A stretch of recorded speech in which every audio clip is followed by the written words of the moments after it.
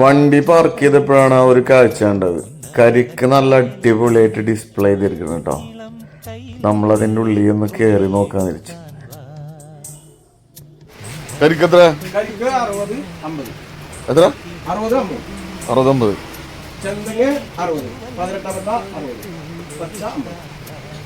പതിനെട്ടാം പട്ട ഏതാ?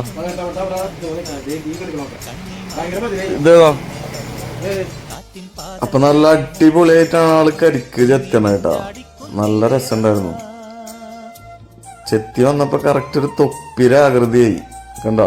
അയവാ